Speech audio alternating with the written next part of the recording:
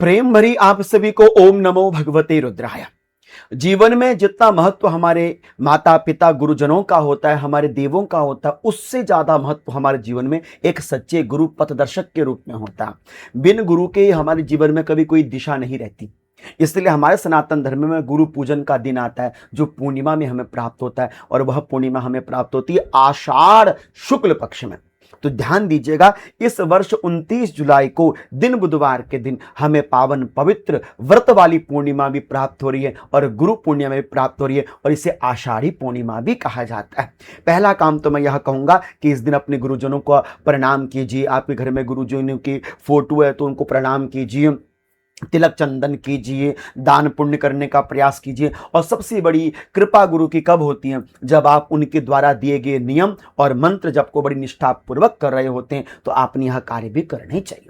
गुरु पूजन इत्यादि करना चाहिए। जिनको भी आपने भाव से गुरु माना है, मन से गुरु माना है, प्रेरणा के रूप में गुरु माना है, उनको अवश्य में एक दिन कहें गुरु पूर्णिमा की शुभकामनाएं, भाव के साथ गुरु मंत्र का खूब जप करना चाहिए। पहला कार्य तो आपने पूर्णिमा के दिन यही करना चाहिए। दूसरा कार्य, पूर्णिमा आप सभी जानते हैं मन की शांति के लिए करी जाती है, एक मां संतान के लिए करती है, एक पिता अपने जीवन की जीविका के लिए, जीवन के लिए, स्थिरता के लिए पूर्णिमा का व्रत करता है। वस्तुतः पूर्णिमा का व्रत सभी करते हैं, और मूल पूर्णिमा के व्रत का महत्व होता है मन की शांति बनी रहे, हम विचलित ना हो, इसलिए पूर्णिमा का व्रत किया जाता है। तो आषाढ़ी पूर्णिमा गुरु पूर्णिमा एक साथ हैं, अवश्यमेव आप पहला पूजन कीजिए। अच्छा, पूर्णिमा व्रत में क्या क्या करना चाहिए और पूजन क्या करना चाहिए? देखो, व्रत हमेशा वही रहता है कि व्रत के दिन आपने किसी प्रकार कोई नमकीन चीज, बाहर की चीज नहीं खानी चाहिए, तो आपको पता है। लेकिन सुबह के समय इसमें विशेष पूजन किया जाता है। सुबह के समय जैसे आप जो पूजन करते हैं ना, इसमें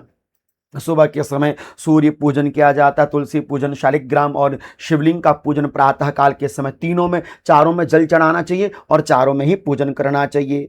ठीक है, इस प्रकार से प्रातः काल की पूजा आपने करनी चाहिए। और ऐसी संध्या काल की पूजा भी होती है। संध्या काल में तुलसी में दीप दान किया जाता है और सत्य देवता का पूजन करके चंद्रमा में अर्घ्य दिया जाता है। तो आपने पूर्णिमा में यह कार्य करना चाहिए। पूर्णिमा में जो दूसरा कार्य विशेष रूपेण किया जाता है वो है तुलसी का पूजन। इसमें आप तुलसी मैया में जलार्पण करते हैं, तुलसी मैया में आप दीपदान करते हैं। तुलसी मैया में दीपदान इत्यादि करके आप बड़ी प्रेम पूर्वक 4 परिक्रमा माता तुलसी देवी की ले लेते हैं। तो सुबह के समय तुलसी में जलदान, दीपदान, संध्या काल के समय मात्र केवल दीपदान करना चाहिए। तीसरा कार्य किया जाता है सत्य देवता की कथा।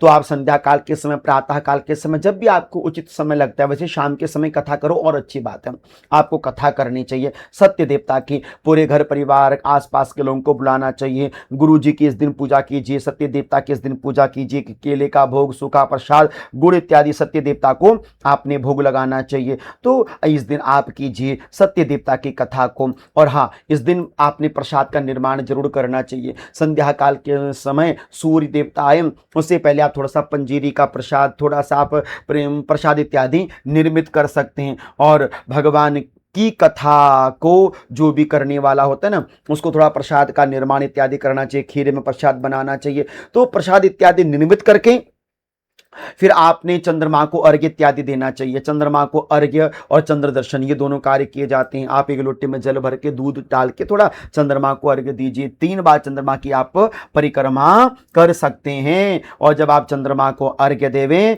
तो यदि आपको मंत्र आता है तो आप मंत्र का प्रयोग कर सकते हैं। श्राम श्रीम श्रोम स चंद्रमा से नमः, आपके स्क्रीन में मंत्र दिया है, आप इसको लिख लीजिएगा। तो इस प्रकार से चंद्रमा को अर्घ्य देना चाहिए। घी का दिया चंद्रमा को लगाना चाहिए, और थोड़ा सा जो चंद्रमा में बचा हुआ आपने अर्घ्य दिया था, थोड़ा सा जल बचा के रखना चाहिए, उसको ही चरणोदक के रूप में पान करना चाहिए। बाकी जल थोड़ा सा घर में छिड़क देना चाहिए।